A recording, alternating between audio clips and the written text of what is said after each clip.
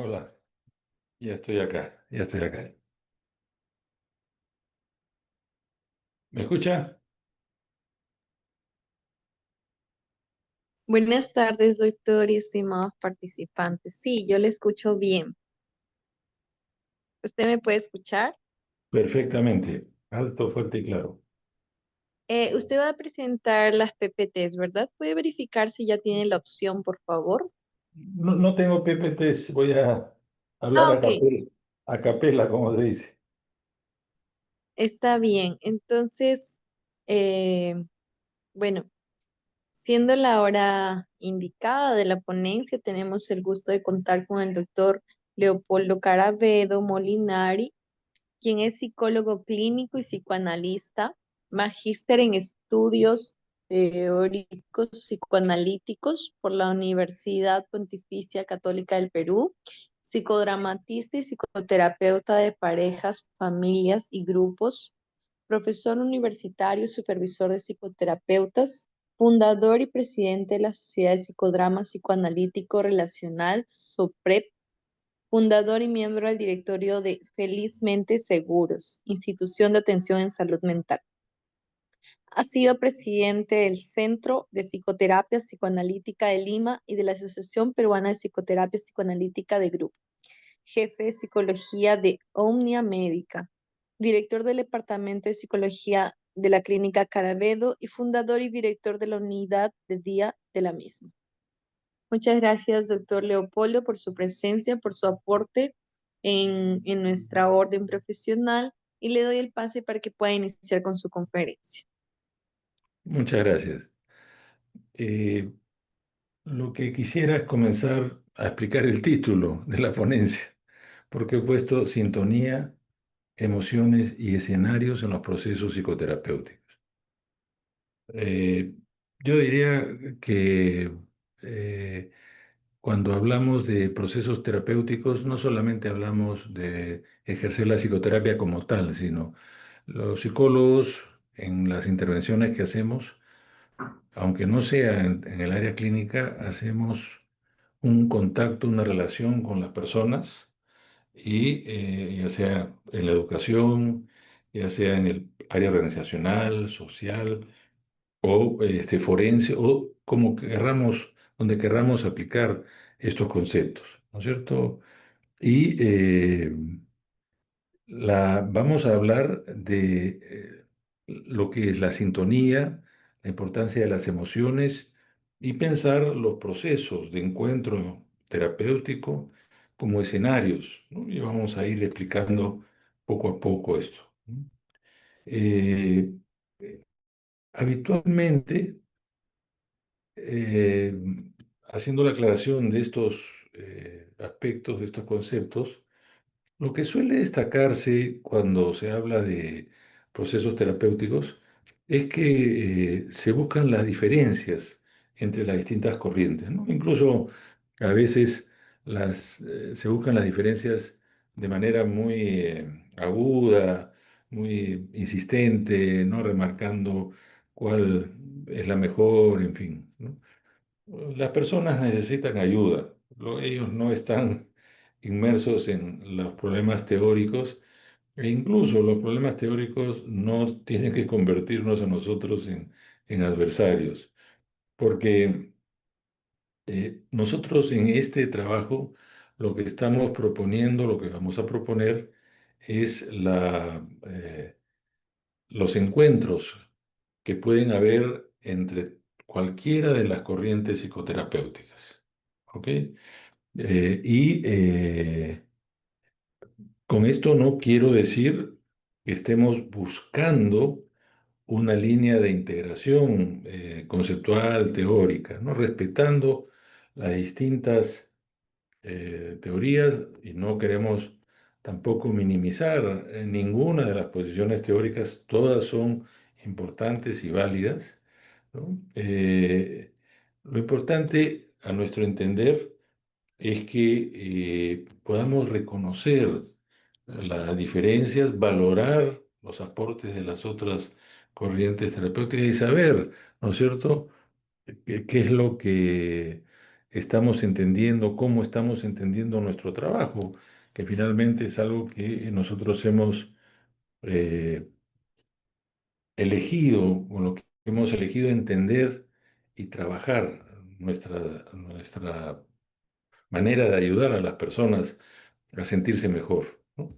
Entonces, queremos comenzar señalando algunos rasgos comunes a toda psicoterapia. ¿Ok? En primer lugar, entendemos que todo proceso terapéutico es una relación. ¿M?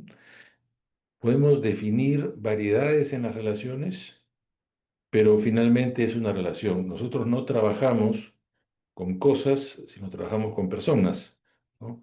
Y esto quiere decir que en esa relación participa dos personas, una que está capacitada, preparada en ayudar y la otra que busca ser ayudada. Esto no quiere decir que marquemos una diferencia exagerada, ¿no? de jerarquía frente a los pacientes, pero tampoco una carencia de responsabilidad. O sea, no nos podemos borrar de la responsabilidad que tenemos en la ayuda que se puede hacer sobre ellos, ¿no?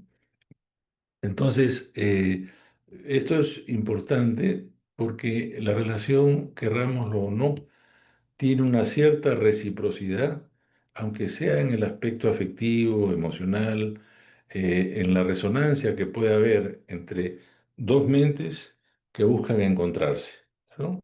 Para ayudar. Porque si no, lo que estamos haciendo es como adoctrinar a los pacientes y ese no es, a mi modo de entender, por lo menos lo que yo llamaría un proceso terapéutico, ¿no? La, la siguiente es que los une a todos los que trabajamos en estas áreas, es que qué es lo que nos hace mediar con esa persona que nosotros, ya sea en la evaluación, ya sea en la devolución de la información, ya sea en la intervención propiamente dicha, ¿no? Haciendo la salvedad, además, que me parece importante, para mí la psicoterapia no es una carrera técnica, usa técnicas, pero es una concepción que va más allá de solamente la aplicación, repetir aplicaciones técnicas. ¿Ok? Si no hay una perspectiva, porque además de todo uso de toda técnica, está también la concepción sobre la salud, la enfermedad, en fin, ¿no? Entonces, cuando digo las palabras son mediadoras, quiere decir que nada es absoluto en la relación con los pacientes, con las personas que ayudamos, ¿no? Porque las palabras, eh, el concepto de polisemia, que quiere decir que las palabras tienen varios sentidos o varios significados, no tienen un significado único, ¿no? Esto puede abrir posibilidades, se convierte en una tarea a tratar de resolver, pero no nos aísla necesariamente, pero tampoco quiere decir que porque hablamos un idioma parecido, nos estemos entendiendo, ¿no? Y en esto hay muchísimos ejemplos y experiencias donde uno está hablando y señalando algunas cosas y las personas no están entendiendo. Me estoy acordando, una vez trabajé en un taller con campesinos en una zona andina. Y yo hice un chiste, que suelo usar mucho el buen humor, eh, hablaba de una situación donde un borrachito le dice a un policía, ¿no? Jefecito, le dice, ¿dónde está la vereda del frente? El policía le dice, la vereda del frente está allá. Y el borrachito le dice, ¿cómo? Cuando estoy allá me dicen que es esta, ¿no? Entonces, señalando como esas certezas son relativas también, ¿no? Depende de dónde está ubicado uno. Pero un ingeniero que participaba en este taller dice, ese chiste de ciudad, de Lima, ¿no? Claro, yo hacía un chiste de las veredas y allá no hay veredas, ¿no? Y eso es una falla mía, por supuesto. Algunos de buena gente se rieron conmigo, ¿no? Me tuvieron simpatía y se resonaron con el chiste. Entonces, pero esta broma vale para señalarles cómo nosotros podemos creer que partimos de una situación que los demás nos van a entender porque para nosotros era natural esa percepción. Entonces, y esto hay ejemplos a miles, ¿no? En los procesos terapéuticos, si reuniéramos a los colegas y les pidiéramos que encuentren una situación así, tendríamos una lista de libros llenos de estas anécdotas, ¿no? Entonces, eh, entonces, la palabra es el medio que todos utilizamos, incluso para dar una indicación, ¿no? Es el medio que nosotros utilizamos para conectar con los pacientes y que es el medio que también nosotros utilizamos para buscar su alivio, ¿no? Cualquiera que sea la técnica, la propuesta que hacemos, ¿no? Eh, Incluso cuando damos consignas, propuestas de acción, siempre es la palabra, ¿no? Y está detrás, Lacan, un psicoanalista francés, decía, uno puede pensar que sabe lo que está transmitiendo, lo que nunca puede saber es que está recibiendo el otro, ¿no? Eso es una interrogante. Muchas veces cuando uno le pregunta, ¿me entendió, por ejemplo, ¿no? La gente dice sí, pero te das cuenta que no ha sido así, ¿no? También situaciones cotidianas, como yo voy a un sitio cerca de mi casa a veces a tomar un cafecito cuando tengo un espacio y a veces como algo pedí un tamal, entonces me dice la persona que además es simpática conmigo, no es que me tenga animadversión. Me dice, ¿lo quiere con cebolla? Le digo, no, no, no, no, sin cebolla, ¿no? Y me lo traen con cebolla, ¿no? Entonces, estos pequeños ejemplos, si los trasladamos a la psicoterapia, son muy frecuentes. Entonces, parte del asunto es entender que la palabra no es absoluta, no es suficiente, y que sería interesante que nos podamos preguntar qué pasa con la comprensión o no de lo que estamos haciendo, o la comprensión entre los que participamos en el proceso terapéutico. Porque los procesos terapéuticos no solamente son lo que hacen los pacientes, también lo que hacemos los terapeutas es parte del proceso terapéutico, ¿no? Eh, el el objetivo de todo proceso terapéutico, ¿no? Cualquiera que este sea, es el alivio de las personas, de los pacientes, ¿no? Entonces, cada uno va buscando la manera de aliviar. Y tiene que ver también, por supuesto, con la elección de uno, con lo que uno se siente más cómodo, lo que uno entiende, con lo que uno se prepara, ¿no? Y porque uno cree que ese instrumento, esa teoría, ese medio de acercarse a las personas que sufren, es el que los va a aliviar, ¿no? No hay no hay una tablilla que dice todos estos tienen que ir acá, todos estos tienen que ir allá, ¿no? Y cuando las personas vienen a buscarnos, no vienen a buscar una teoría psicológica, vienen a buscar una persona que ayuda y es la persona del terapeuta la que tiene teorías psicológicas que usa, que maneja, ¿no? Y que utiliza para su trabajo. No, no es tenemos que aceptar eso porque a veces podemos confundir y echarle toda la responsabilidad a los pacientes cuando las cosas no funcionan y en realidad podríamos, si nos detenemos a ver en cada caso, podríamos ver que muchas veces ha sido nuestra dificultad para conectar, para entender, para ver qué es lo que esa persona necesitaba y esa persona buscaba.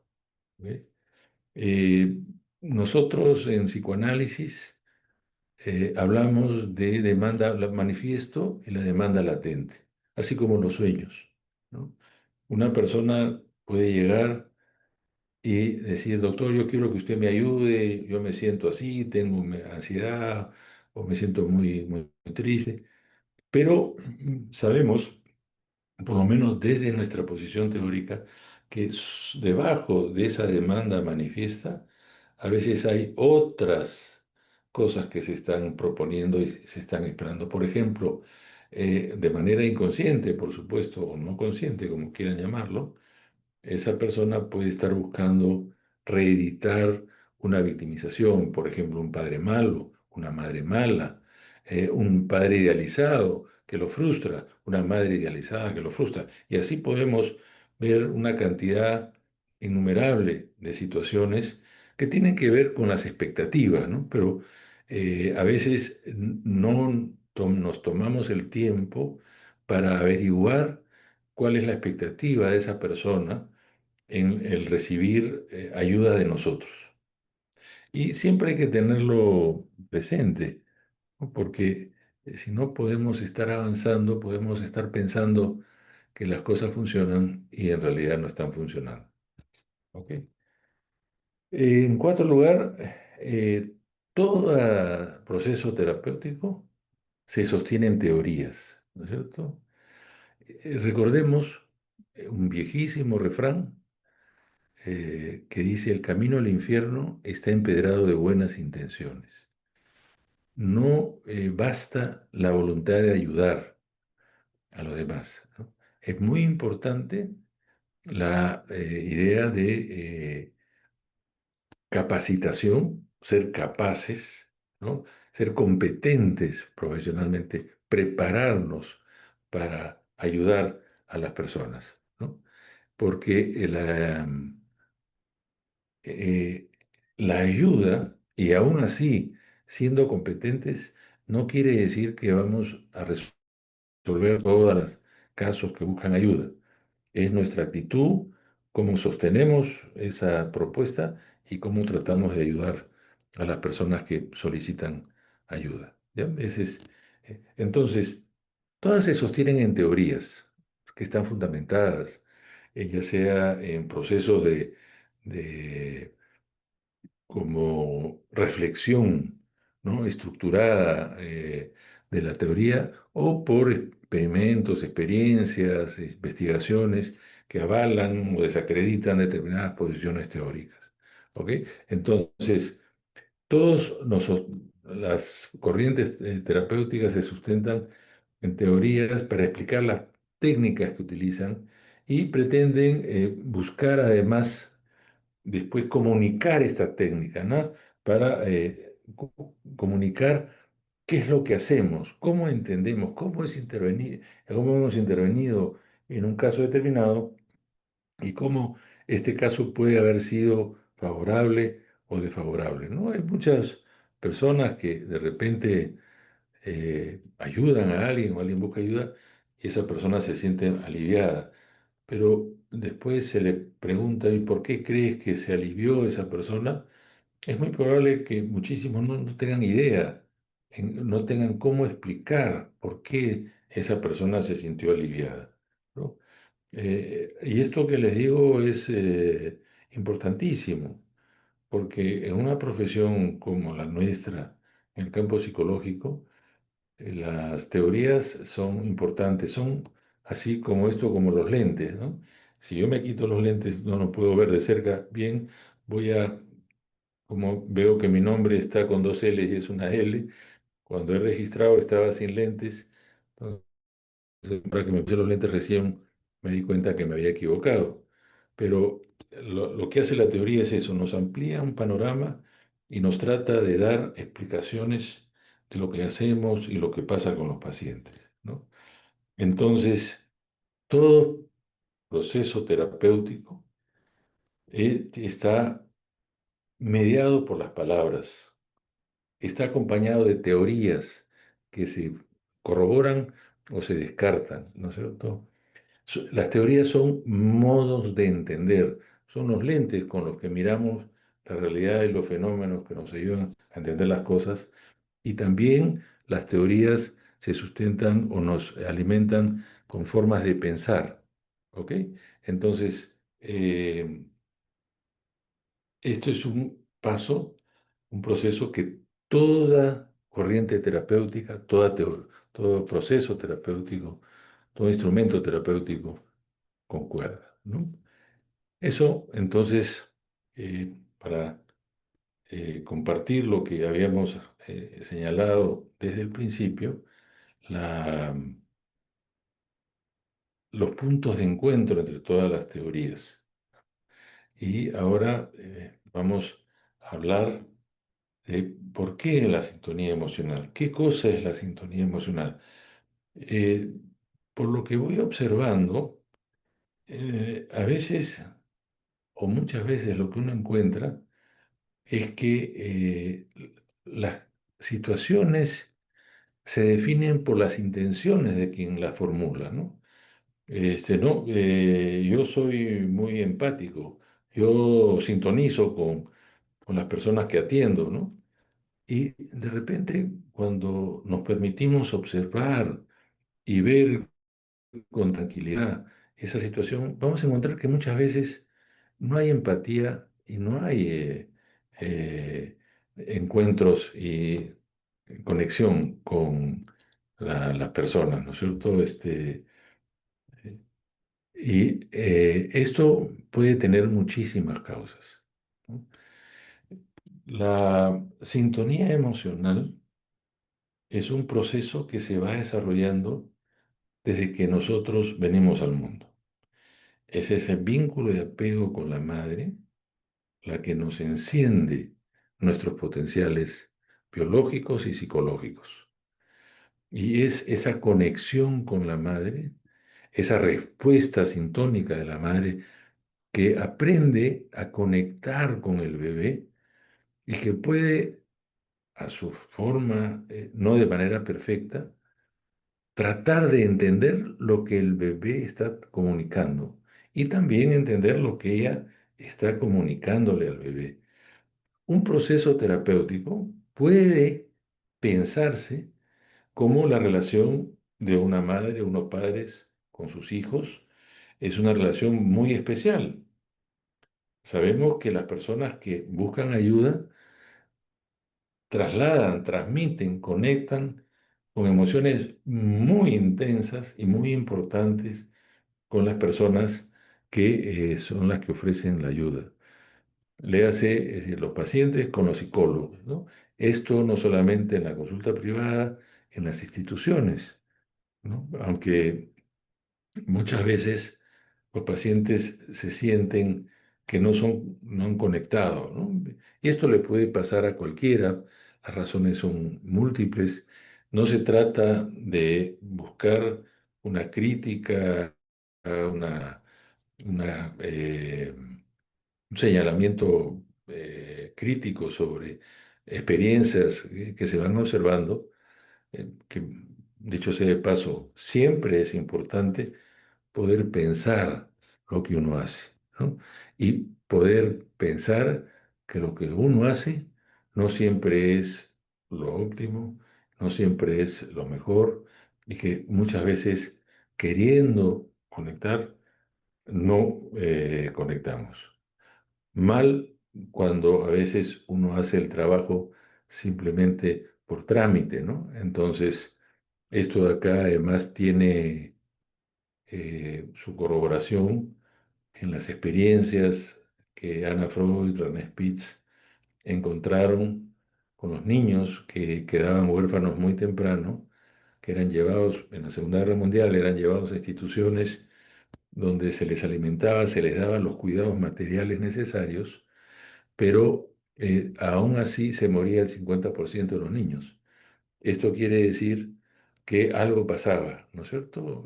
Que no es suficiente solamente lo material en la ayuda y en el bienestar de los otros. Y los niños morían.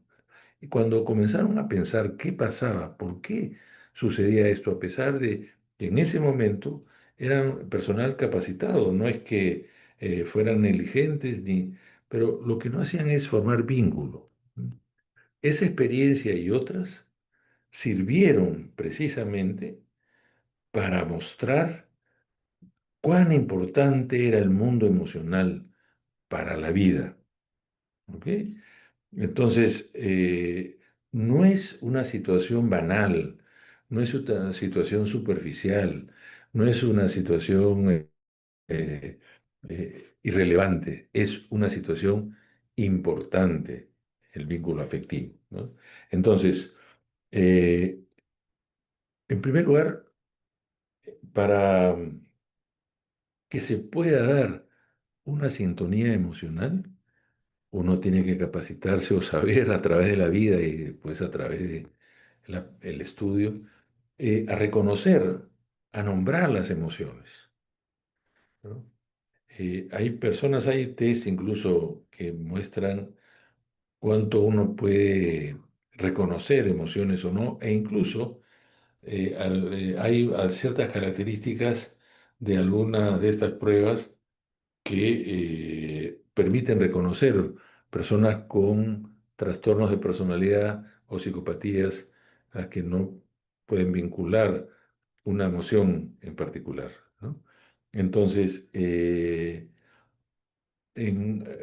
enseñé muchos años en una institución y yo hacía el curso de consejería psicológica. Y en este curso lo que hacíamos es un ejercicio, una clase correspondía al trabajo de las emociones, porque para quienes hacemos psicoterapia o hacemos consejería, el trabajo con las emociones es central, ¿no? Y hacíamos después dramatizaciones con las emociones y les pedíamos que reconozcan cuáles emociones conocían, ¿no?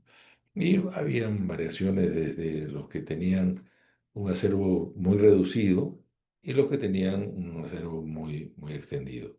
Podían conocer más emociones. Una de las cosas que me llamó la atención, incluso dudé cuando la persona me hizo la pregunta, es para qué eran importantes las emociones, ¿no? Tanto es así que me desconcerté y no sabía si me lo estaba preguntando de verdad o me estaba vacilando, cochineando, ¿no? Porque, claro, y nuevamente uno cree que las cosas las entiende tan sobreentendidas. Y yo he acuñado una idea que todo sobreentendimiento lleva a un mal entendimiento, ¿no? Todo eso yo creí que, ¿no? Termina llevando a errores tremendos.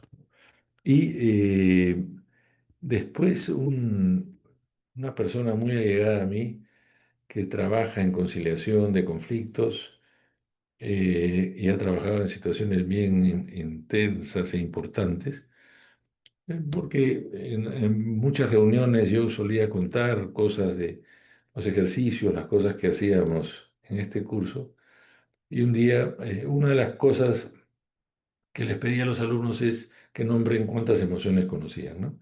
Y él lo hizo en una experiencia en una provincia y encontró que las personas a veces no conocían más de 12 emociones.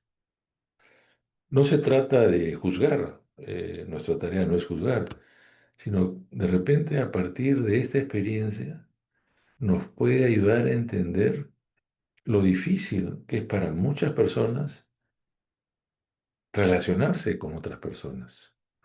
Porque las emociones son como nuestro GPS, ¿no? Nos orientan en saber qué es lo que pasa con nosotros y qué es lo que pasa con los otros. Entonces, si uno no tiene el manejo de estos conceptos, de estas ideas, entonces el riesgo es que se alimente de malos entendidos. Porque ¿cómo va a leer las actitudes, las posturas, los gestos de la otra persona si no tiene ese abanico de emociones posibles? Entonces, imagínense, van a tratar de buscar una solución a un tema, cuán complicado puede terminar siendo ese problema, ¿no? Hay un concepto que es el concepto de alexitimia. La lexitimia lo podemos entender desde la etimología de la palabra. Es a, el prefijo a, sin, lexis, palabras, timo, emociones. Entonces, hay personas que no tienen palabras para expresar emociones. Y este concepto surgió de algunos médicos de, de estos que hacían trabajo de empresas, organizaciones, ¿no? Médicos de trabajo, ¿no? Que encontraban que estos pacientes solían presentar una mayor proporción de patologías o síntomas somáticos, porque cuando no hay la posibilidad de conectar las emociones a los sentimientos, a las palabras, entonces esa persona no tiene la posibilidad de trasladar esos afectos, esas emociones internas, no las puede procesar, no las puede cambiar, no puede encaminar sus emociones y menos regularlas. ¿Ok? Entonces, por ejemplo, si eh, eh, estaba viendo que en Noruega y en Dinamarca, un curso que se ha instaurado en todas las escuelas es el vínculo afectivo, desarrollo de las empatías, ¿no? Y miren qué importante, ¿no? Porque si nosotros damos un escaneo, un panorama, nosotros estamos viviendo una época, un momento, y vivimos en una sociedad donde es muy difícil el encuentro entre nosotros. O sea, no encontramos esas palabras, esos mediadores que nos acerquen a las otras personas. ¿Mm? Entonces, miren ustedes, en el trabajo de ayuda terapéutica, con más razón, el conocer, porque nosotros los terapeutas también vamos a ser impactados por las emociones. Y esas emociones van a tener que ver con cómo reaccionamos, cómo conectamos o no con las personas.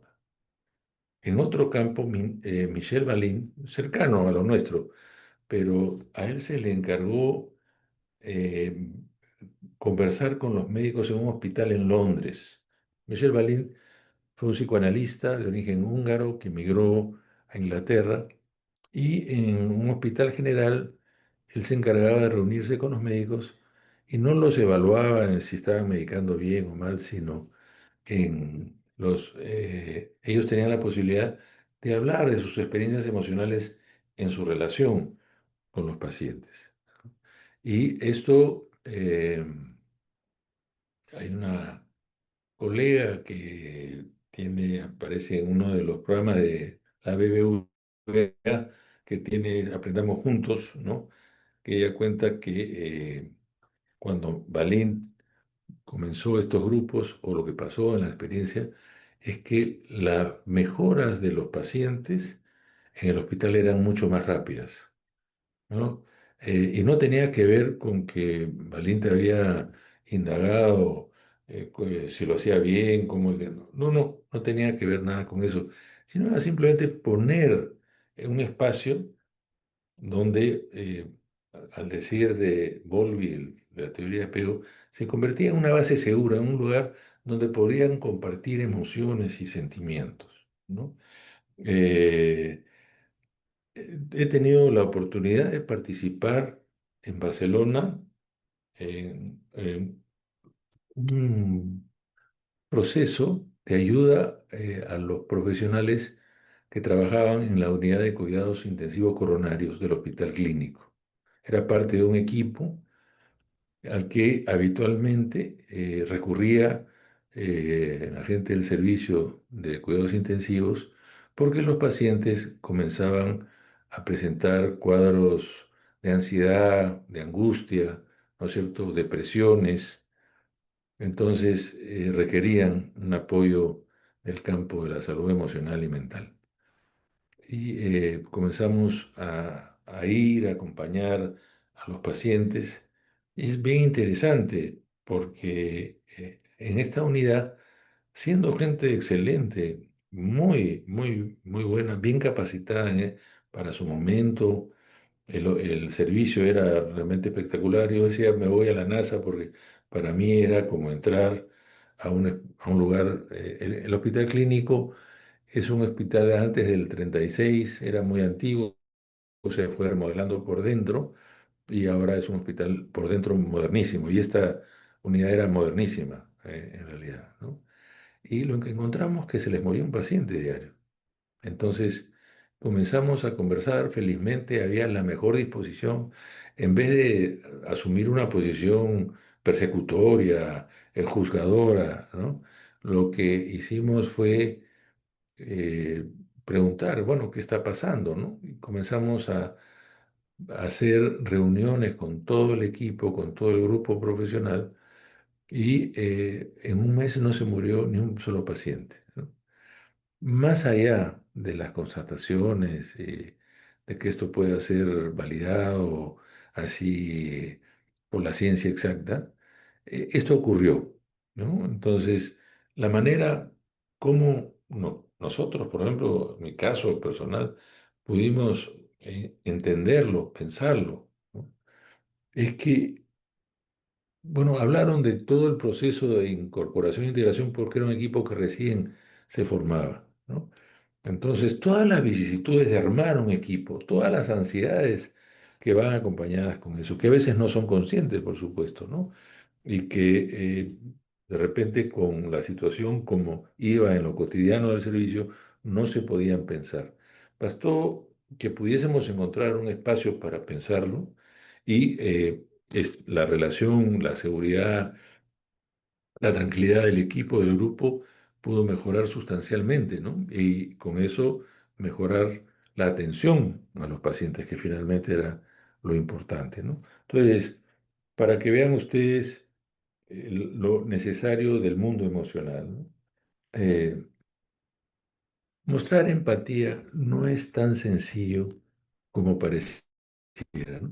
A veces escuchamos, hay que ser empáticos, como cuando decimos, no es una sociedad de valores, hay que enseñar valores, pero ¿qué valores enseñamos, no? Porque cuando decimos hay que enseñar valores, puede ser cualquier cosa, ¿no? Como cuando decimos hay que ser empáticos, o yo soy empático. ¿Cuántas veces nos encontramos con personas que dicen yo soy empático y uno los ve en acción y lo que menos tienen es empatía, porque se confunden los conceptos, ¿no? Y a veces se hacen muy simples, se simplifican y se comienza a pensar o a creer que la empatía es simplemente simpatía. Hay un pequeño video que les recomiendo que busquen en YouTube, que es Empatía, Simpatía, dura 3 minutos más o menos. Ahí está muy bien explicado.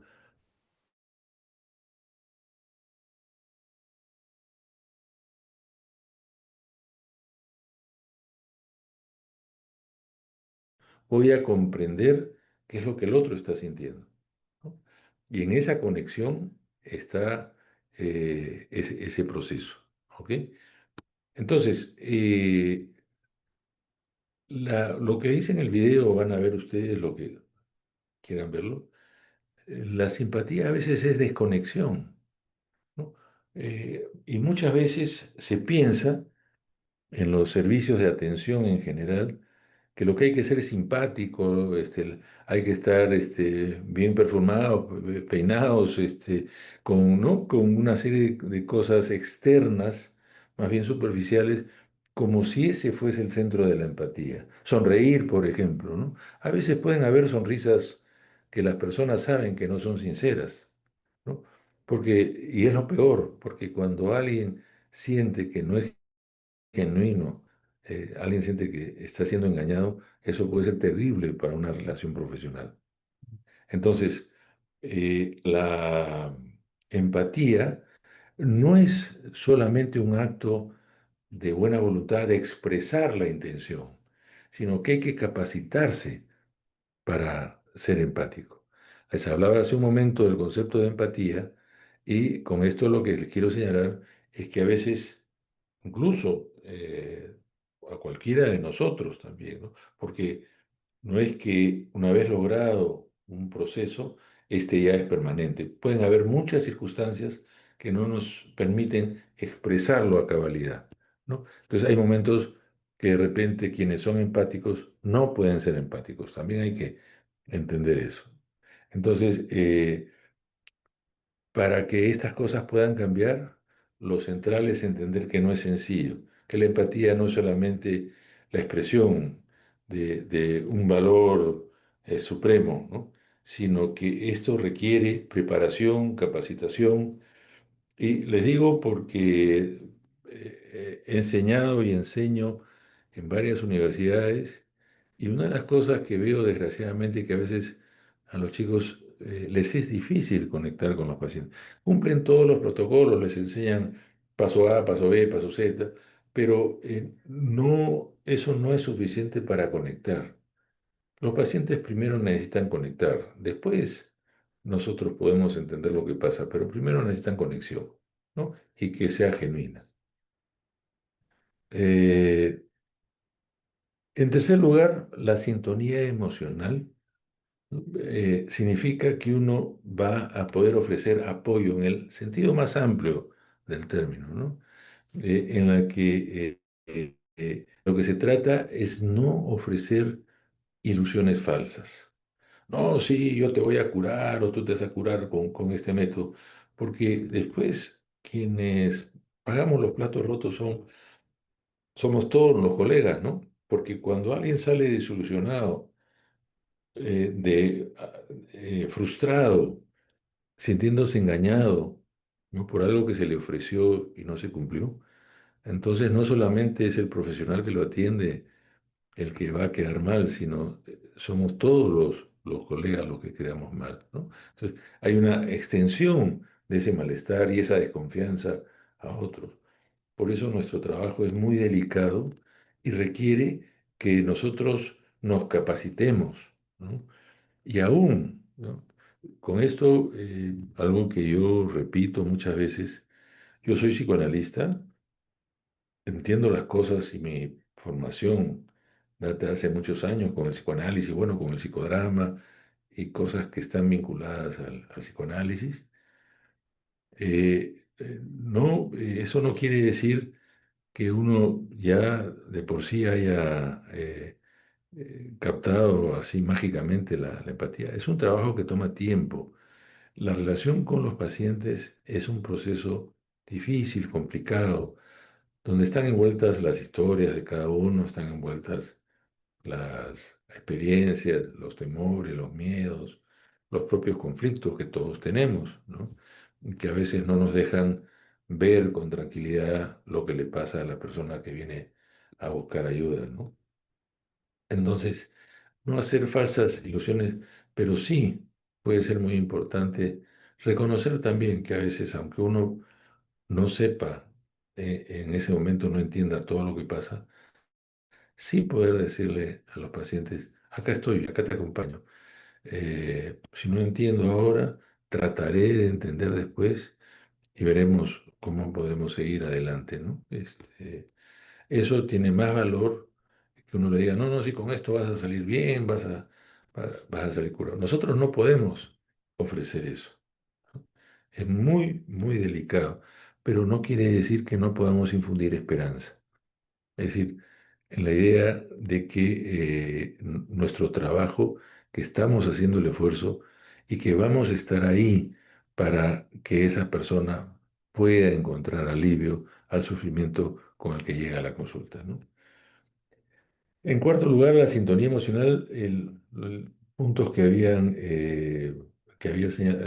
planteado para compartir es muy importante saber validar los sentimientos del otro, ¿no? Incluso si estos sentimientos son diferentes a los nuestros. Eh, Ronald Lyne, un psicoanalista británico de la época del movimiento antipsiquiátrico, planteaba que parte de los mecanismos que se dan en las familias con pacientes psicóticos son esas familias donde se descalifican los sentimientos de alguno o varios de sus miembros. ¿no? Y pasa en muchas situaciones, ¿no? Nos ha pasado a lo largo de nuestra vida, ¿no? Por ejemplo, cuando se pueda decir, no, no, ¿cómo vas a sentir eso, no? O sea, oye, tienes que sentir lo otro, pues, no es así, ¿no? Muchas veces eso, dicho en determinados contextos y más en un proceso terapéutico, en la familia, como en un proceso terapéutico, puede ser desequilibrante en una persona y puede sentir un desmoronamiento, ¿no? Si es que esto se convierte en un mecanismo permanente, continuo, pueden llevar también a una despersonalización, ¿no? Es que donde la persona siente que es falsa, que no calza con lo que está pasando, ¿no? Como él siente algo y los otros le dicen que ese algo no es así, ¿no? Eso puede ser muy traumatizante, dicho sea de paso, ¿no? Entonces, esto, Ronald Lyne tiene muchos ejemplos, ¿no? De la invalidación, la descalificación de las personas, y a veces lo decimos y lo hacemos de manera imperceptible. Pasa en casi todas las familias, ¿no? Hay algunas que estos mecanismos son continuos, ¿no? Esa es la diferencia. En fin, no vamos a ir por ese lado, pero sí que entiendan que estas dificultades en los procesos terapéuticos pueden ser espantosamente complicadas para quien busca ayuda, ¿no? Y que nosotros, pensando que estamos haciendo lo correcto, de repente estamos generando un problema mayor. Eso es lo importante que se entienda, por favor. Eso es lo que quiero señalar, ¿no? Entonces, eh, dentro del estudio del desarrollo emocional y de la mente de los niños, hay dos pasos importantes, ¿no? Hay dos modos de pensamiento que va desarrollando los bebés. Uno es el que se llama el modo equivalente y el otro es el modo como sí. ¿Qué cosa es el modo equivalente? El bebé en algún momento siente que lo que está en su mente es lo mismo que lo que está afuera, que pasa en el vínculo con la mamá, ¿no? Margaret Mahler, una psicoanalista húngara, pero que se desarrolló en Estados Unidos, tiene el concepto de simbiosis normal, ¿no? Que hay una etapa en que la mamá y el bebé no se diferencian. En este momento, el pensamiento que predomina en el bebé es el modo equivalente. No sabe si el pensamiento que tiene es suyo o de la mamá. ¿Ok? Por eso, en esas etapas, cuando hay una desconexión con las emociones de los bebés, puede ser muy crítica, muy complicada para los seres humanos, ¿no? Porque, por ejemplo, la mamá, el bebito llora, la mamá se molesta, se irrita, o el papá se molesta y se irrita. Y el bebito no sabe si el que está molesto es el papá, la mamá o él. No sabe de dónde viene esa, ese sentimiento. Entonces, hay un proceso que ayuda a salir, destrabarse, ¿no? El que los de la teoría del apego llaman la marcación. Es decir, marcar determinadas características para el bebé que lo lleve además a la situación como sí, ¿no? La marcación es, por ejemplo, el bebito está llorando, ¿no? Y los padres pueden hacer como un gesto de llanto, lloro, tan exagerado que el bebito puede diferenciar lo que él hace y lo que los otros hacen, lo que él siente y lo que los otros sienten, ¿no? Se da cuenta que ese sentimiento que expresan los otros es algo que lo ayuda a diferenciar y lo tranquiliza, porque sabe que ese malestar no es un estado confusional, ¿ok? Y esto, estoy hablando de procesos naturales, normales, no estoy hablando de patología. Se puede convertir en algo patológico, precisamente cuando hay fallas en esta etapa. Y de hecho, en todos los hogares, en todas las relaciones hay alguna falla. Nadie es perfecto, ¿no? Entonces esto puede expresarse en alguna circunstancia. Pero hay personas que crecen en ese desencuentro permanente con las mamás, con los papás. Entonces ahí eso se traslada después en las relaciones interpersonales. Y lo otro es el pensamiento, el modo como sí, que es todo lo que está vinculado a la imaginación, es decir, a la posibilidad de encontrar o desarrollar otra dimensión, ¿no? Que es igualmente una fuente de conexión con los seres, entre los seres humanos o con la mente, que puede desarrollar una serie de capacidades, ¿no? Entonces, ese como sí, que es como si fuese realidad, aunque sabe que es su imaginación, le va a ayudar a conectar y a desarrollar la capacidad de simbolización posterior. Y esto, dicho sea de paso, es algo que se ve en el desarrollo emocional que tiene que ver con que el desarrollo cognitivo está vinculado directamente al desarrollo emocional. Se sabe que el área del cerebro, el área prefrontal, las zonas que pasan por la amígdala y por las zonas de las emociones, las áreas cognitivas, se perturban cuando los procesos emocionales están complicados. ¿Ok? Esto se ve, por ejemplo, en los estudios que se ha hecho sobre el estilo de apego seguro, que tienen mejor rendimiento académico, por ejemplo, ¿no? Y parte básicamente de una estructura afectiva, emocional, que les permite potenciar su mundo cognitivo, ¿ok? Para que se entienda. Eh, entonces, este preámbulo que hemos visto nos lleva a otra pregunta que me formulé yo. ¿Por qué es importante la sintonía emocional? ¿No? Pero antes de continuar, me gustaría, si alguien quisiera preguntar algo, tiene alguna inquietud, algo que quisiera que se aclare, porque como no se ve los rostros de los que están escuchando, entonces no sé si les estoy transmitiéndoles las ideas de manera clara.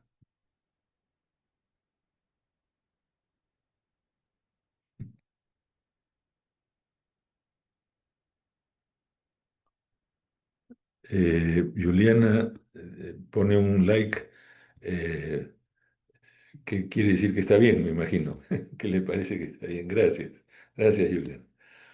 Entonces, continuamos, si no hay preguntas, ¿no?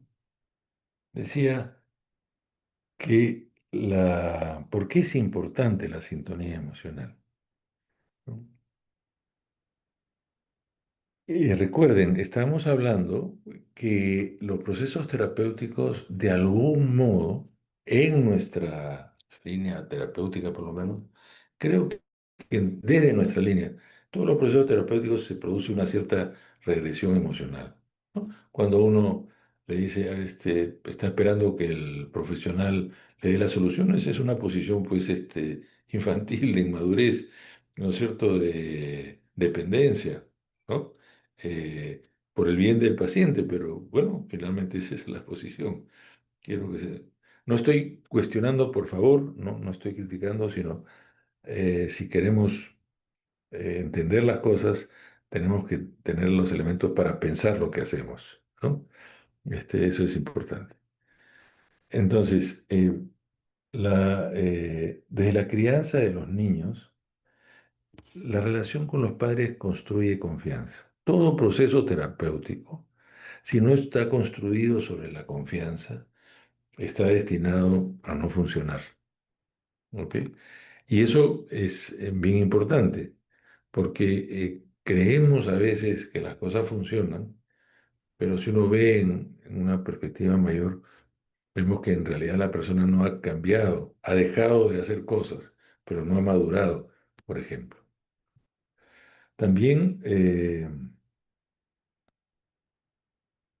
La crianza saludable, la crianza empática, sintónica con los hijos, va a permitir en el futuro, porque esto el niño los va a incorporar a su mente y los va a trasladar después a su vida, fuera de la relación de la familia, como lo que pasa en los consultorios, después lo va a trasladar a su vida cotidiana, ¿no? Es decir, esa relación empática, sintónica, va a trasladarse y va a permitir que en la vida cotidiana también uno sea sintónico con las demás personas. ¿Ok? En tercer lugar, desde la crianza, lo que se permite es la mejora en la inteligencia emocional. Aparte del trabajo de todos los procesos terapéuticos, es ayudar a las personas a desarrollar sus capacidades emocionales a través de cualquiera de las herramientas. Porque la vida no es solamente un ejercicio de racionalidad, ¿no? Si fuese un ejercicio de racionalidad, Dios nos agarre confesados. ¿Por qué les digo esto? No sé si ustedes, no, me imagino que son gente muy joven. En Camboya hubo un movimiento que se llamó los Khmer Rouge. Pol Pot fue lo que lo lideró y este hombre desarrolló, no era ningún ignorante, estudió un doctorado de filosofía en París y obtuvo una puntuación de summa cum laude, o sea que fue muy meritorio el estudio que era sobre la racionalidad. Entonces, cuando se quiso llevar la racionalidad absoluta a la política, a la vida de una nación, entonces esto lo llevó a cometer atrocidades, ¿no? Murió en Camboya en una época, 1 millón de personas murieron, ¿no? Y llegó a tal racionalidad, ¿no? Ellos lo que querían es que Camboya volviera a sus orígenes y querían impedir o limitar o eliminar a cualquier que tenga vestigios de influencia occidental. Entonces, por ejemplo, si usaban lentes, ¿no? Los mataban. Si habían estudiado inglés, los mataban. Si, así, y es textual, esto no estoy yo exagerando, ¿no? Y este hombre, con esa teoría sobre la racionalidad, la quiso extender. Por eso, tomo este ejemplo, no me voy a extender en el asunto, pero este ejemplo para mostrar que llevado a sus extremos, en realidad produce destrucción, ¿no? Se necesita, o sea, no todo es emocional y no todo es pase lo que pase y hay que sentir las emociones.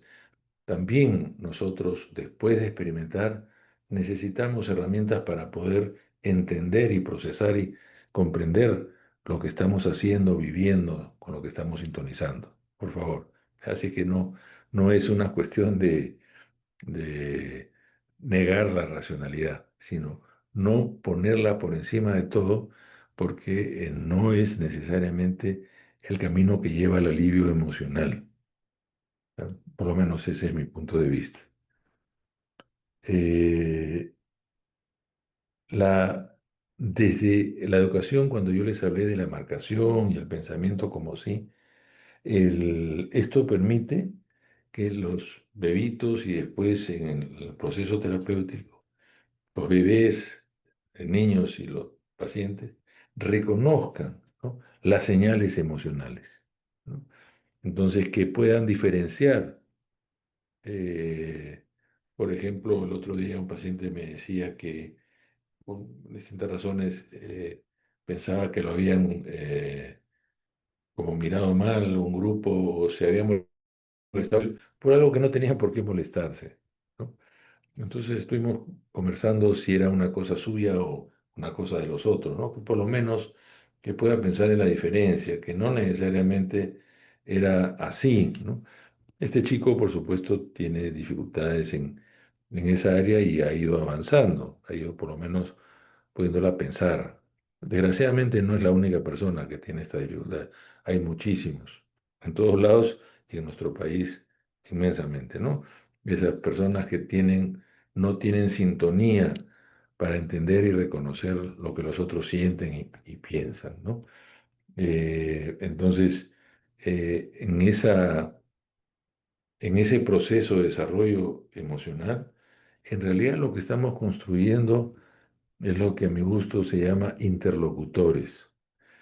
¿Qué cosa quiero decir cuando hablamos de interlocutores? Es decir, tenemos un otro que podemos reconocer como diferente y con el que podemos interactuar, intercambiar ideas, intercambiar sentimientos, a pesar que sepamos que somos distintos, pero que esa diferencia no impide que podamos hacer conexión entre nosotros.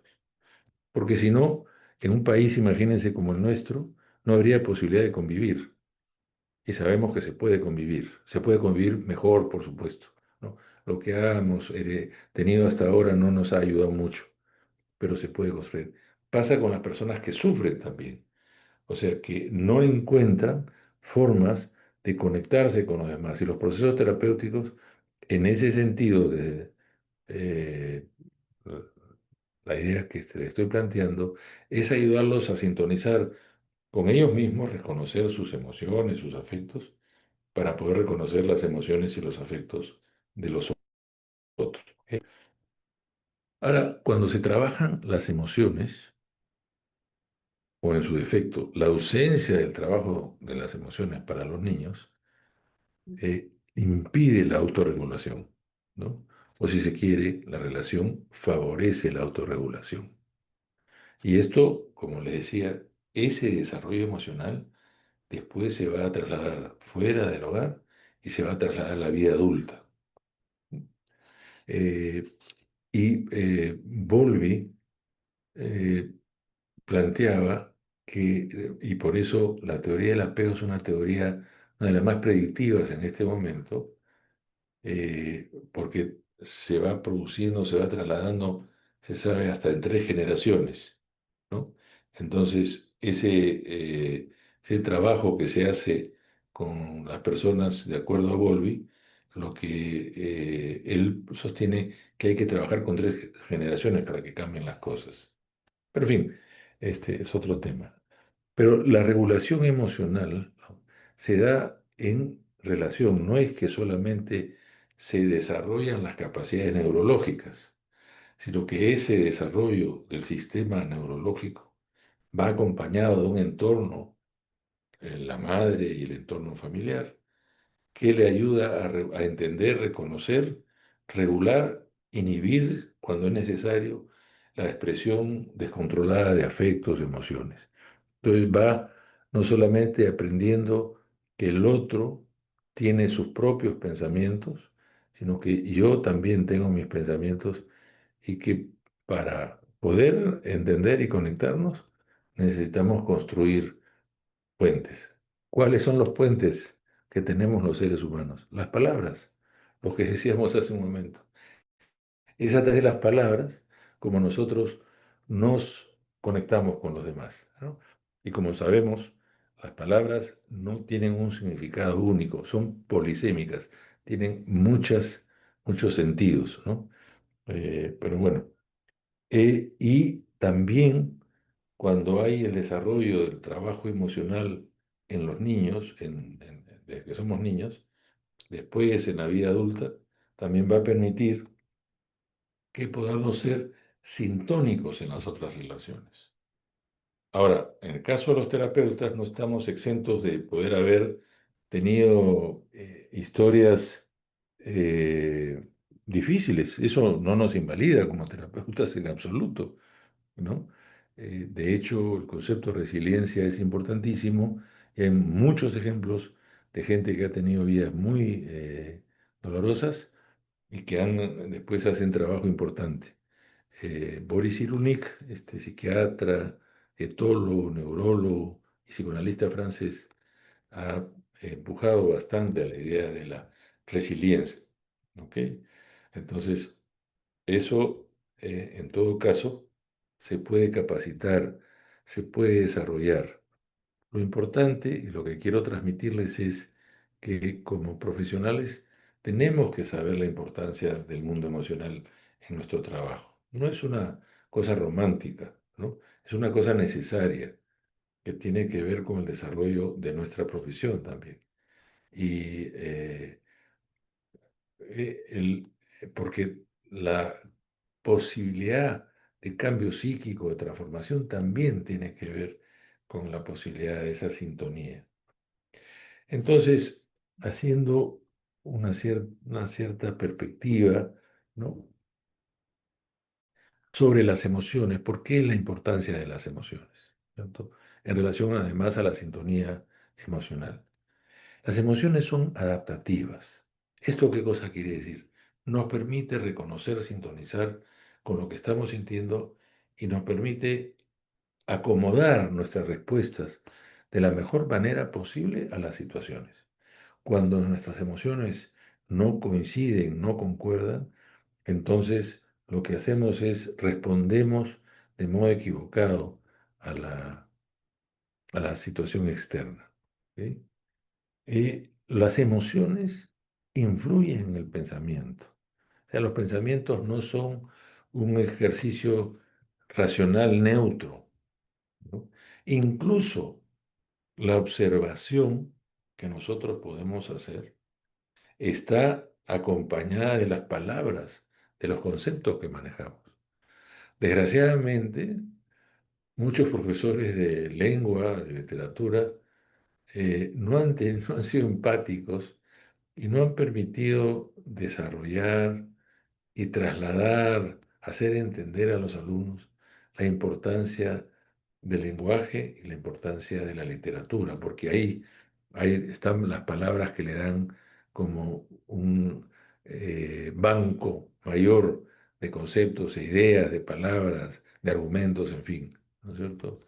Entonces mucha gente, como vemos, se escucha con cierta frecuencia en los colegios, sobre todo chicos, que no les gusta leer, ¿no es cierto? Pues claro, les han hecho leer cosas que no les interesan y no desarrollan la capacidad de lectura. Eh, ¿Qué es lo que esto lleva? Que la persona que lee menos no tiene que ser lectura. Yo soy el que creo que también elementos importantes son los YouTube, los videos, pero de cosas interesantes en este sentido, ¿no? Que no videos pues de Pokémon y estas cosas, sino cosas que den reflexividad a la persona que los oye o que los mira, ¿no? Entonces, eh, porque los pensamientos, se sabe que cuando hay una emoción y hay una idea y se conecta, eso queda así impregnado, ¿no? No se olvida. Por eso, para bien y para mal, esa conexión entre la emoción y los pensamientos, las palabras, nos acompañan el resto de la vida. Por eso es muy difícil que las personas con alguna sintomatología abandonen, dejen ese conocimiento, ese aprendizaje o eso doloroso que puedan tener en su vida interior, ¿no es cierto? También las emociones van a influir en la memoria. Esto que acabo de decir, las cosas cuando suscitan emociones en nosotros, lo que permiten es eh, tener la capacidad de recordar mejor. Un ejemplo práctico para los que hacen el trabajo clínico. Muchas personas cuando están en depresión dicen, de repente me estoy olvidando de las cosas.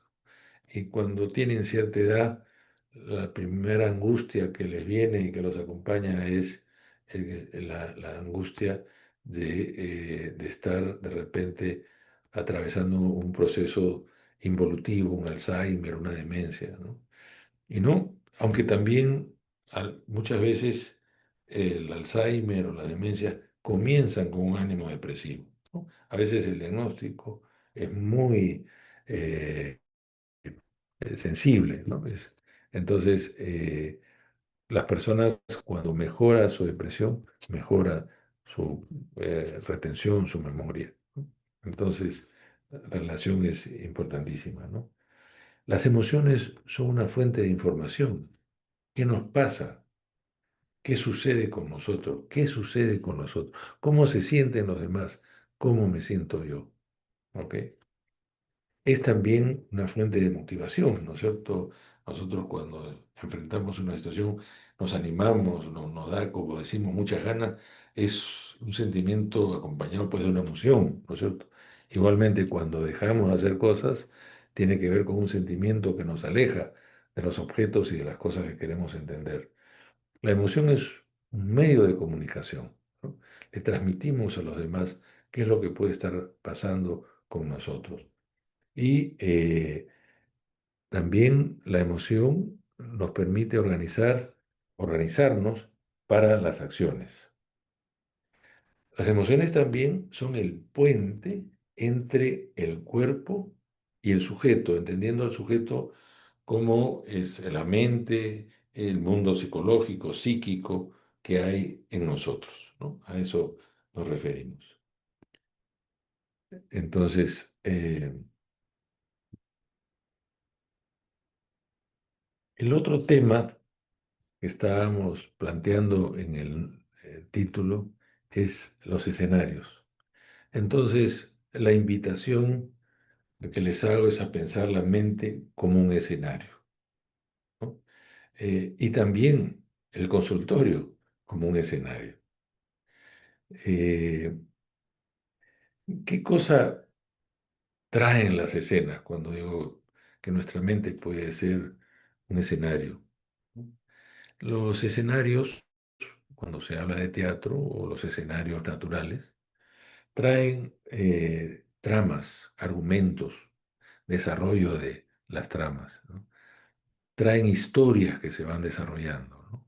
Y en un proceso terapéutico lo que podemos ver es una escena en donde hay algo que se está produciendo, algo que está eh, tramándose, argumentos que se están estructurando, caminos que se están señalando, ¿no es cierto? Entonces, eh, en ese sentido, los invito a pensar, espero que de aquí en adelante lo tengan presente, es que es imposible que conectemos con otros, no solamente si no hay emociones, sino habiendo emociones, si no construimos, si no vemos nuestro escenario y no vemos el escenario de su mente, ¿no? En ese sentido, el trabajo terapéutico, muchos lo han definido de manera. Yo quiero plantearles esto a conversar, si se quiere, ¿no? ¿Existe una sola mente o mentes separadas, ¿no? La mente del terapeuta, la mente del paciente. O estamos hablando de dos mentes o estamos hablando de dos escenarios, estamos hablando de dos mentes y tres escenarios, ¿no? Porque hay un escenario que pasa en la mente del terapeuta, un escenario que está en la mente del paciente, pero hay un tercer escenario que tiene que ver con ese proceso que se está desarrollando en ese encuentro entre el paciente y el terapeuta, ¿no? Los personajes que están ahí. Eh, Se puede decir metafóricamente hablando que la mente no es no es un simple recipiente, sino un espacio dinámico donde se desarrollan pensamientos, emociones, experiencias, eh, síntomas, y estas experiencias son similares a las que se dan en las representaciones teatrales. No es teatro, es similar. Así el teatro lo que hace es traslada las mentes a un espacio físico. Entonces, un ejercicio que estamos trabajando, que es muy bonito con los alumnos en la universidad, es, yo estoy enseñando un curso de psicodrama, porque hay muchos colegas que enseñan psicoanálisis, psicoterapia psicoanalítica, teoría psicoanalítica, y yo vengo desarrollando el psicodrama hace muchos años y me entusiasmé con poder enseñar ese curso, que es creo la primera vez que se da una cátedra de psicodrama en la universidad. Y por favor, si hay otra, no me estoy arrogando el primer lugar, no me interesa, pero no conozco, ¿no? Y si hay, a buena hora lo conoceré, por supuesto, ¿no? Pero un ejercicio que hacemos cuando hacemos role-playing de entrevistas de supuestos pacientes y supuestos psicólogos o terapeutas, es preguntarles cuántas personas están en un consultorio, en una oficina, ¿no? Pero no tenemos la posibilidad de hacer esto un espacio de diálogo, comunicación con todos, pero eh, y en realidad hay cuántos personajes hayan en la mente del paciente y en la mente del terapeuta, porque el terapeuta no es que esté en blanco, ¿no? Así como el paciente trae sus padres, su familia, su historia, ¿no? Tíos, sobrinos, hermanos, amigos, profesores, en fin, todos los personajes que uno se puede imaginar. El terapeuta también los ha tenido, los terapeutas también hemos ido al colegio, también hemos sido chicos, también hemos tenido familias, también hemos vivido circunstancias, ¿no? Buenas, malas, todas. Los terapeutas no somos seres extraños, ¿no? Somos parte de la naturaleza humana, entonces también vivimos las vicisitudes de cualquier ser humano, ¿no? Entonces, si alguien puede lograr pensar esto, puede ser interesantísimo, ¿no? Y no es una idea original de psicoanálisis. Hellinger, que hace las constelaciones familiares, trabajó esto del psicodrama, ¿no? Yo lo he trabajado sin saber que estaba en la corriente de eh, de los, la cosa familiar, ¿no es cierto? Y esto lo hicimos en Barcelona con Leonardo Sadne, donde trabajábamos los personajes de los pacientes, ¿no? Y en el curso lo que hacemos es de repente poder ver cómo tanto el paciente como el terapeuta se vinculan, se relacionan con esos personajes que hay en su mente, ¿no? Juliana Melissa dice que el psicograma lo escuché en Argentina. Sí, claro, en Argentina. Leonardo Sandner era argentino, eso. Yo me comencé a formar acá en Lima con Humberto Napurí en el hospital Hoy La Almenara, en esa época se llamaba el Hospital Obrero, al servicio del doctor Seguín, y después en Barcelona con Leonardo Sandner. Yo viví 8 años en Barcelona, ¿no?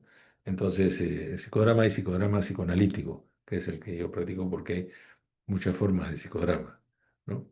Eh, y eh, la idea es, volviendo a esto, que eh, en las eh, sesiones terapéuticas, ¿no? Hay actores, el psicólogo, el terapeuta es un actor, ¿no es cierto? En su mente también hay actores. El paciente también es un actor y en su mente también hay actores, ¿no es cierto? Hay pensamientos que van deambulando en el paciente y en el terapeuta, ¿no? Hay recuerdos. O sea, no creo que alguien cualquiera se acerque a otra persona en cualquier circunstancia, y en la terapéutica también, en que la comunicación de uno y otro no evoque recuerdos, ¿no? Lo que pasa es que en el campo terapéutico nosotros no vamos a estar contándole a los pacientes todos nuestros recuerdos tampoco, ¿no es cierto? Entonces, en el escenario se dan experiencias internas, ¿no es cierto? Hay un escenario donde se dan interacciones, donde se desarrolla la imaginación, se desarrolla la creatividad y se desarrolla también una lucha interna, ¿no es cierto? Uno puede imaginar la mente del paciente como un espacio donde hay personajes que están enfrentándose, están luchando entre sí. Puede ser a través de emociones, por ejemplo, un personaje puede ser la angustia y el otro puede ser la depresión, o un personaje puede ser la angustia y el otro la exigencia, así, lo que querramos imaginar, lo que ustedes quieran imaginar, ¿no? Y podemos representar esas interacciones y cómo eso va influenciando en el paciente y en el proceso terapéutico y en el propio terapeuta, ¿no es cierto? Porque la idea es que cada proceso terapéutico también nos ayude a nosotros a crecer, ¿no? Esos procesos donde todos pasan al otro lado, a mí por lo menos personalmente no me siento sintónico con esas experiencias, ¿no? Creo que eh, lo importante es que uno pueda pensarse a sí mismo, ver sus interacciones, ¿no es cierto? Y poder a partir de ahí entender eh, qué es lo que está pasando, cómo pasan las cosas en esa relación, qué personajes de cada uno llegan al consultorio, ¿no? Por ejemplo, un terapeuta joven. En el consultorio pueden estar sus papás que están, la ilusión, mi hijo que está siendo un profesional de la salud, ¿no? Entonces ahí puede estar la idea de ese colega joven que está tratando de formarse y es válido, eso no lo invalida para nada, ¿no es cierto? Pero también de repente eso puede estar conectado con unos padres recontra exigentes del paciente, ¿no? Entonces hay que entender esas dimensiones de vínculo que se puedan dar, ¿no? Por eso hablábamos de sentimientos, emociones y escenarios, ¿no es cierto? Y la posibilidad de sintonía entre estos espacios en la mente de ambos que puedan ayudar a construir ese proceso, ¿no? ¿Cuál sería la finalidad? Que se pueda dar ese proceso en donde esa persona se alivie, que esa es la parte en la que todos los procesos terapéuticos deseamos, buscamos, que pueda encontrar nuevas salidas, nuevas maneras de entender y de pensar lo que le pasa. Eh, Porque a veces que él lo puede entender desde su propia perspectiva, no desde la perspectiva del psicólogo, del terapeuta, ¿no es cierto? Sino que puede hacer algo que él encuentre y que es lo mejor que puede pasar con alguien que sea su propio desarrollo, ¿no? Entonces, el otro concepto es proceso, ¿no es cierto? ¿En qué cosa, a qué nos remite la idea de proceso? Eh, no me voy a extender demasiado, ya he hablado bastante, casi una hora y media. Lo que me gustaría, si es que hay posibilidad, si hay preguntas, que ustedes hagan preguntas, porque así me van a ayudar a ver qué es lo que ustedes quisieran saber, preguntar, interrogarse, si quieren plantear su propio punto de vista, que puede enriquecernos a todos. Eso lo dejo abierto, si es que es posible. Eh, entonces, el proceso, ¿de qué nos habla? El proceso nos habla de tiempo, de intercambio y de transformación. ¿Cómo eh, invertimos en el tiempo de trabajo? ¿Cómo hacemos los intercambios? ¿Qué transformación podemos esperar y se pueda dar? ¿No? Ahí hay distintas concepciones, ¿no es cierto? Desde situaciones más observables, más claras, cambio de conductas, por ejemplo. Eh, lo más típico, el chico le va mal en el colegio, le comienza a ir bien, cambio de conducta, ¿no? Pero de repente hay otros cambios que no son tan perceptibles para los otros. Y es, por ejemplo, la sensación de sentirse más uno mismo, de sentir que toma en sus manos su propia historia y se encamina a desarrollar su propia historia, en fin, ¿no? Pero la idea es que todo proceso terapéutico tiene su tiempo. Hay un tiempo de las sesiones, ¿no? Dependiendo el tiempo que le demos, que está planteado desde el encuadre, ¿no? Es decir, el encuadre quiere decir esas condiciones que hacen posible un proceso terapéutico. Lo que se hace habitual, constante, ¿no? Por ejemplo, horarios, ¿no? Tiempo de la sesión, media hora, 15 minutos, 45 minutos, una hora, una hora y media, 2 horas, en fin, eh, las distintas maneras, momentos, circunstancias, pero todo proceso tiene en el lenguaje un tiempo determinado. Si no, el riesgo es que estemos sujetos a los caprichos o del paciente o peor aún, del propio terapeuta, ¿no? "Ay, ya me quedo menos tiempo, ya en 10 minutos ¿no? Sino que uno por lo menos establezca y paute con los pacientes un tiempo que va a atenderlo y esté conectado y sintonizado ese tiempo con el paciente. ¿Sí? Y también cuánto ese tiempo, eh, cómo lo dosificamos, ¿no? Hay desde terapias breves o muy breves, hay procesos que han durado una sesión y la persona se ha sentido aliviada y no ha necesitado, no ha querido, o en nuestro jerga psicoanalítica hablamos de fuga a la salud. Hay gente que, bueno, se comienza a pensar que ya todo está resuelto, ¿no? Cuando sabemos que hay muchas cosas detrás, pero en fin, yo creo que hay que aceptar y respetar, aunque sea algo que a nosotros no nos convence del todo, aceptar que el paciente pueda tomar esa decisión, ¿no?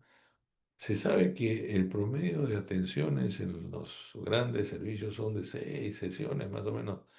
La gente no está muy eh, dispuesta a invertir mucho tiempo, incluso el comentario que hay sobre el psicoanálisis es que dura mucho, ¿no?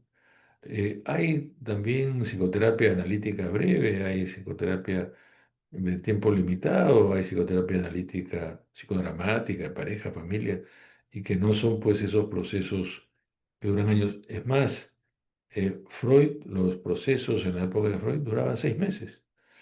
O sea que esta cuestión de que el psicoanálisis necesariamente tiene que durar años no es tan cierta, ¿no?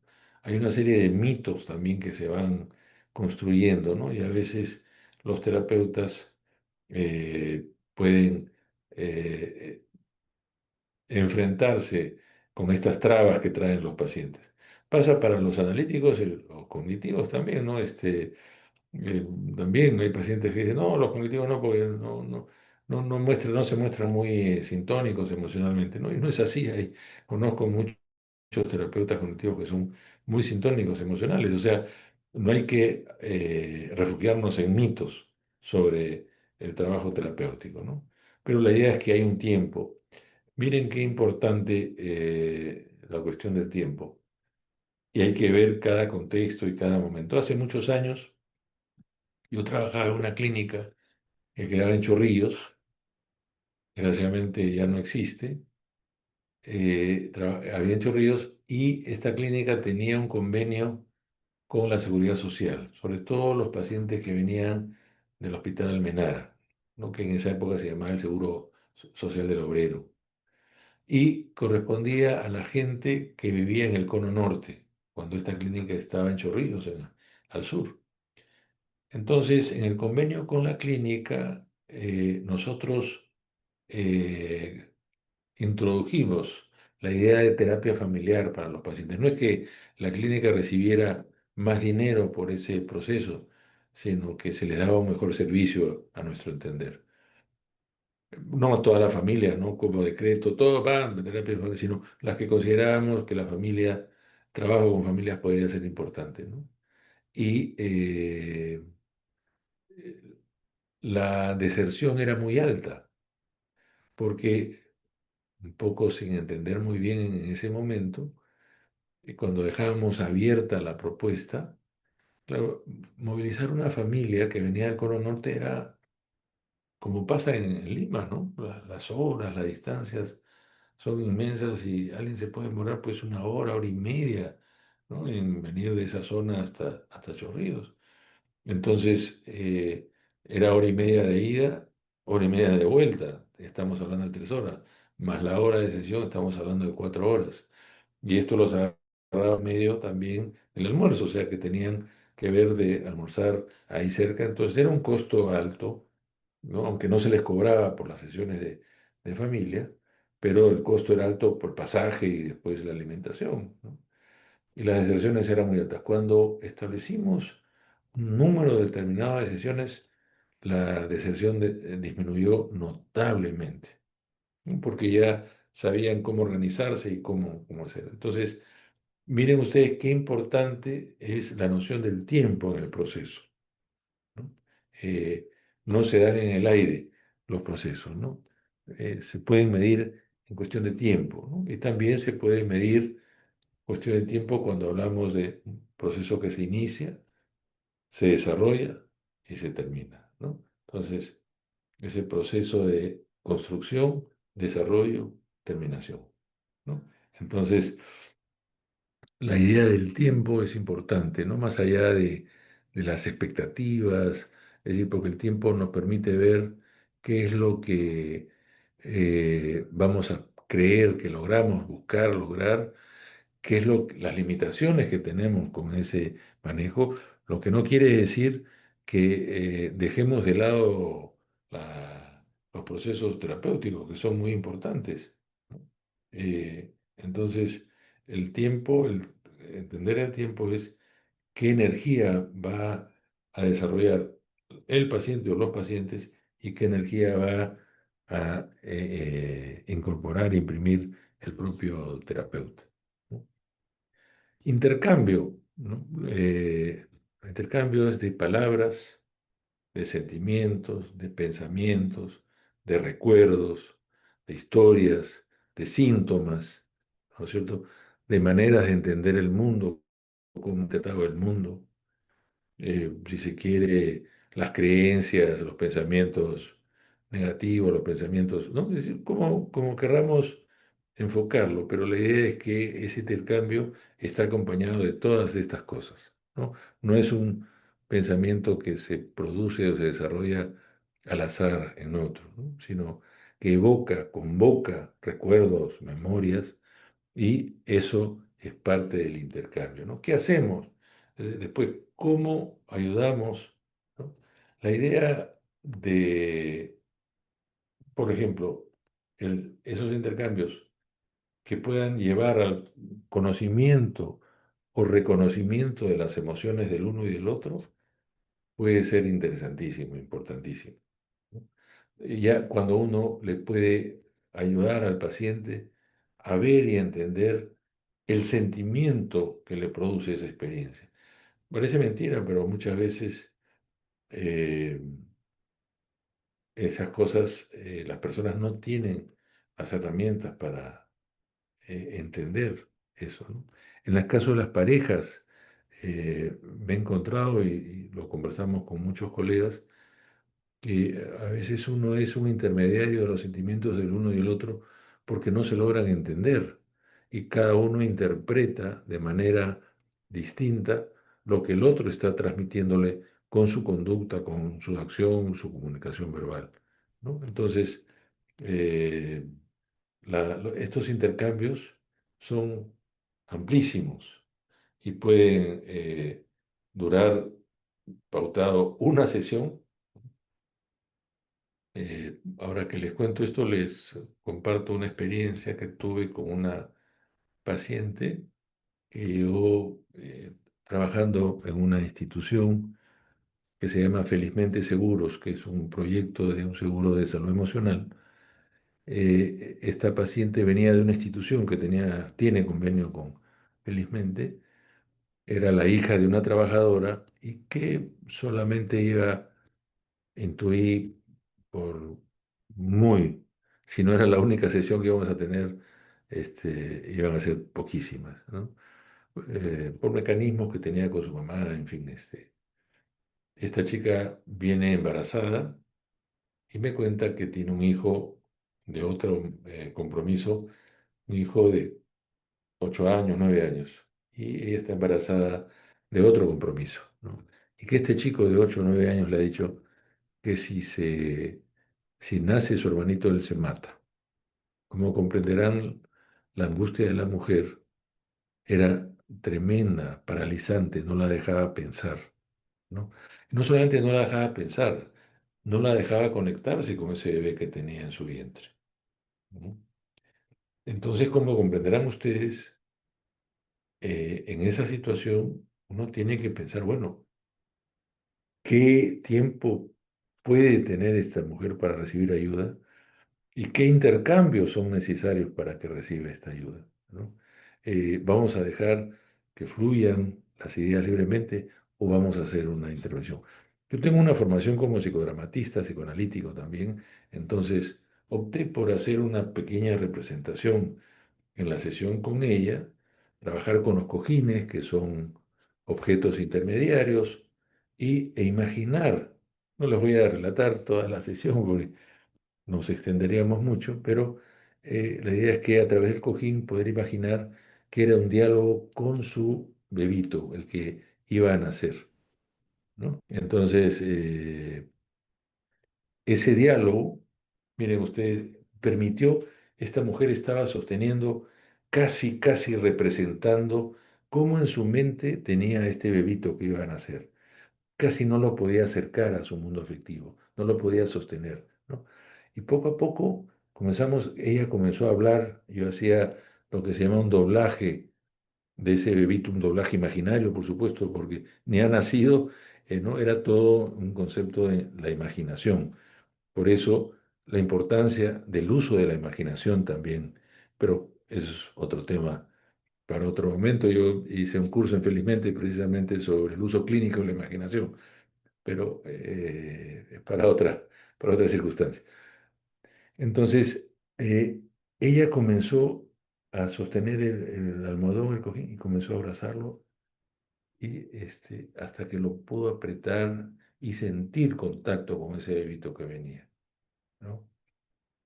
En este caso, la intervención, yo no pretendía pues que esta chica continuara en sesiones más extensas, porque no lo iba a poder hacer, por muchas razones. Y esto para hacerla en corto, a la sesión siguiente, que fueron dos nada más, ella llegó y me dijo, mire, mi hijo me ha dicho, ya no se quiere matar. Algo cambió, no lo pudimos entender en su totalidad, pero algo cambió en ella y en el vínculo con su bebito y cambió también en relación con su hijo, que permitió, ¿no? O sea, en esa intervención que fue transformadora, como planteamos, porque la idea de todo proceso terapéutico es sea transformador.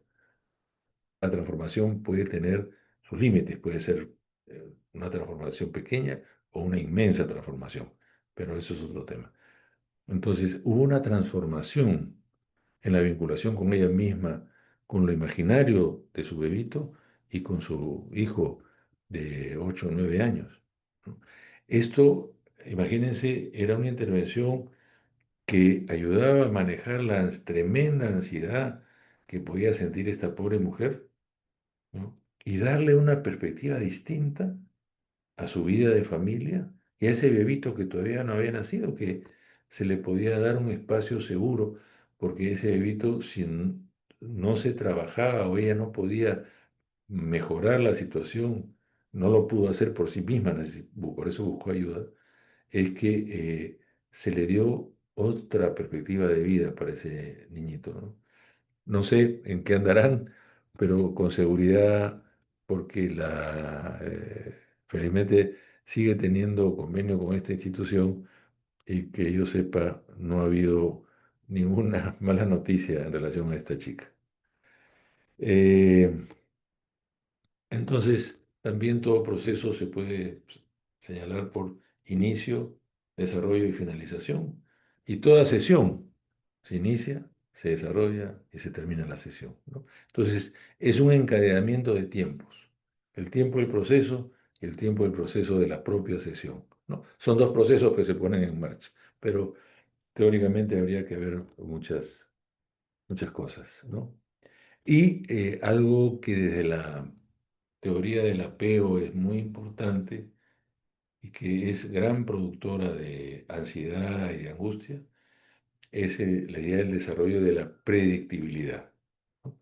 La predictibilidad es esa capacidad que desarrollan los niños, no por una vez, no por una respuesta materna, sino una constante respuesta materna que cuando el niño siente, por ejemplo, hambre, la mamá lo alimenta. Cuando siente que necesita que lo cambian, ¿no? Lo limpian, lo bañan, ¿no? La idea de que eh, la mamá va a estar a disposición, va a estar disponible para lograr que lo protejan, lo cuiden, porque el apego es también una forma de protegernos de las amenazas, ¿no? Uno se acerca a la mamá, uno se acerca al terapeuta para manejar, trabajar las amenazas emocionales o de la vida cotidiana, ¿no? Entonces, transformar esa incertidumbre en una predictibilidad en donde la persona asuma también la responsabilidad de sus acciones, ¿no? Que si él va a trabajar, si descubre, si explora, si investiga su mundo interior, él va a tener posibilidades de tener mucho más alternativas. Esto más o menos, nos faltan 10 minutos, en todo caso la hora, o si quieren lo dejamos acá, como quieran, pero estas son algunas ideas que quería compartir con ustedes y por eso prefería no usar PPT porque me interesaba que me escuchen, que pueda transmitirles yo las ideas y no nos quedemos fijos en las imágenes de las láminas, que pueden ser importantes, pero que creo es mucho más, para mí por lo menos más interesante, ese que pueda transmitir, que puedan escuchar ustedes estas ideas, estas propuestas que les he compartido. No sé si es posible que haya preguntas o cómo es la mecánica de esta parte.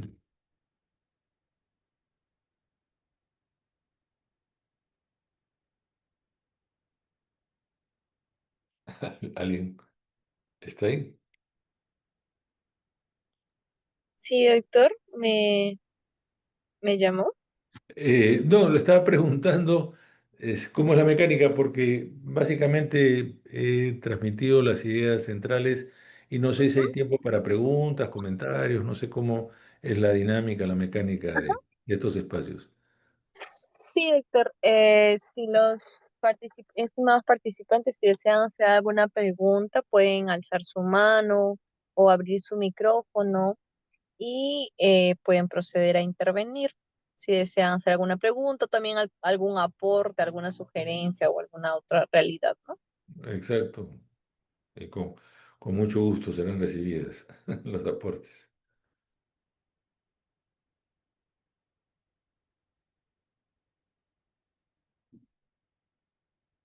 Parece que no hay. ¿Quieren preguntar por el chat? Pregunten, o están ya cansados, agotados a esta altura. Sí, Buenas no, noches. Juliana, ¿Qué adelante. tal? ¿Qué Hola. tal? Buenas noches. Yo quería hacer una pregunta con respecto a esta sintonía emocional que como terapeuta uno tiene que llegar de alguna forma con su paciente.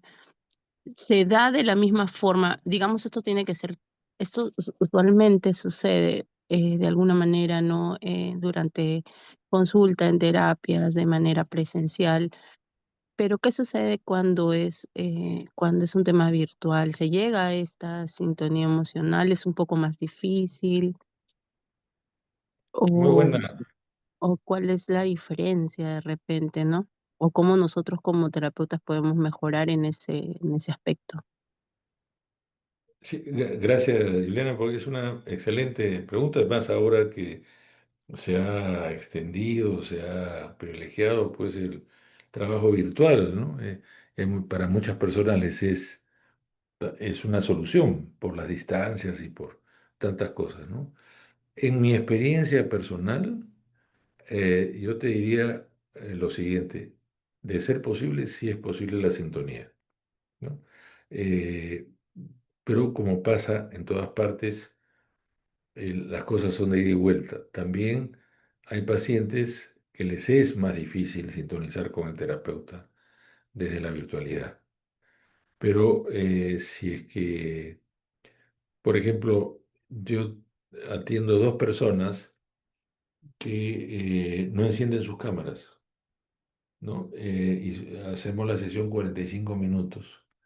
Y son sesiones muy fluidas y muy sintónicas. Al igual que nos entrenan en psicoanálisis a la atención libre flotante, vamos construyendo imágenes, sentido de la comunicación del paciente y cuando les transmito, una de las cosas que a mí me, me sonrío porque yo lo que trato de darles como sentido a las cosas que me cuentan, entonces se me vienen a mí escenas, imágenes, ¿no?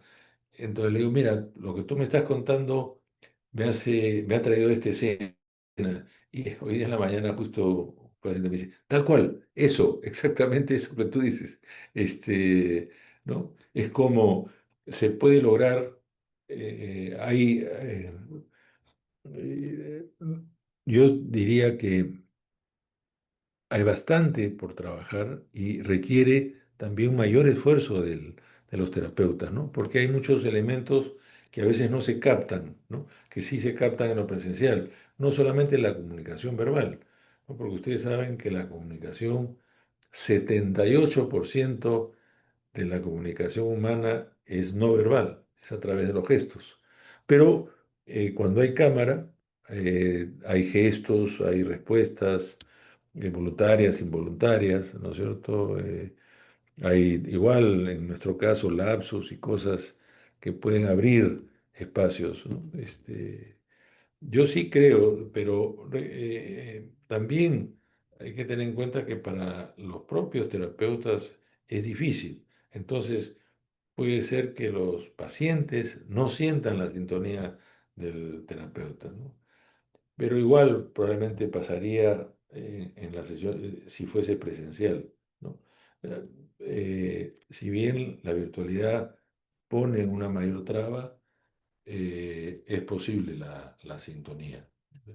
No sé si con esto te contesto, Juliana.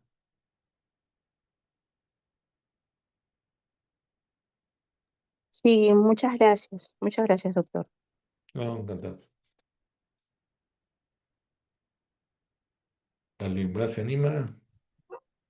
Agradecemos a Juliana por su participación y a usted, doctor, también por sus aportes, ¿no? Y su colaboración con nosotros, con el Colegio de Psicólogos del Perú, CDR1 Lima y Callao. Y lo invitamos siempre a estar presente en las diferentes capacitaciones y ponencias. Y estaríamos dando por concluido esta conferencia, esperando a los participantes y también a usted en nuestras próximas actividades. Con Muchísimas todo gracias, gusto. doctor. Muchas gracias a ustedes por la invitación. Buenas noches. Recordar a los participantes que si desean el certificado del curso, solamente necesitan culminar en el mismo link de inscripción y hacer el pago de los 29 soles hasta el día de mañana y se les estará emitiendo su certificado. Muchas gracias. Buenas noches.